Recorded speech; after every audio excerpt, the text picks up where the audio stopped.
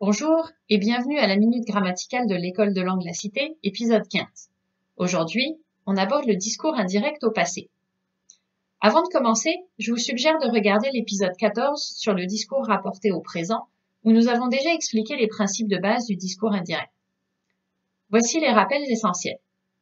Le discours indirect sert à rapporter les paroles de quelqu'un, que cela ait été fait verbalement ou par écrit.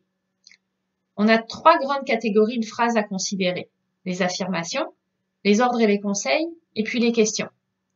Les questions elles-mêmes sont divisées en quatre grandes catégories: les questions fermées, les questions avec qu'est-ce que, qu'est-ce qui, ou les questions avec un mot question. On retrouve dans tous les cas un verbe introducteur. Les affirmations sont introduites par que, l'impératif se transforme en de plus infinitif, les questions fermées sont introduites par si, les questions avec qu'est-ce que par ce que, les questions avec qu'est-ce qui par ce qui, et les questions qui ont un mot question gardent leur mot question. Dans le cas du discours indirect au passé, le verbe introducteur sera conjugué à l'un des temps du passé. Et la structure reste la même qu'au discours indirect au présent. Voici un exemple. Le prof: vous devez parler d'un événement de votre carrière. Un étudiant chuchote à un autre: qu'est-ce que le prof a dit? Le prof a dit que nous devions parler d'un événement de notre carrière. Là où les choses changent, c'est dans la concordance des temps. Au discours indirect au passé, le temps de la phrase initiale va changer selon les modalités suivantes. Pour le présent, le verbe utilisé va maintenant être conjugué à l'imparfait. John a dit qu'il voulait faire un autre exercice. À l'imparfait, on va garder l'imparfait. Jerry a répondu que John voulait mieux comprendre. Au passé composé, on va maintenant conjuguer au plus que parfait. John a répondu qu'il n'avait pas pensé à poser de questions. Pour le futur proche, qui est en fait aller au présent plus infinitif, on va conjuguer aller à l'imparfait plus l'infinitif.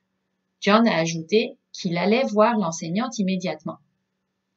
Au passé récent, qui est en fait venir au présent plus de plus verbe, on va conjuguer venir à l'imparfait avec de et verbe. Jerry a dit que la prof venait de partir en vacances. Au plus que parfait, on va garder le plus que parfait. Jerry a expliqué qu'il avait pris rendez-vous pour parler de son test. Au futur simple, on va utiliser le conditionnel. John a décidé qu'il irait la voir à son retour. Au conditionnel, on va garder le conditionnel. Jerry lui a dit qu'il devrait voir un autre prof avant ça. À l'impératif, ça va devenir l'infinitif. Jerry lui a dit d'aller poser sa question au conseiller pédagogique. Vous remarquerez donc que dans toutes ces concordances, il y a un élément de l'imparfait, que ce soit sur le verbe, sur l'auxiliaire ou dans la terminaison.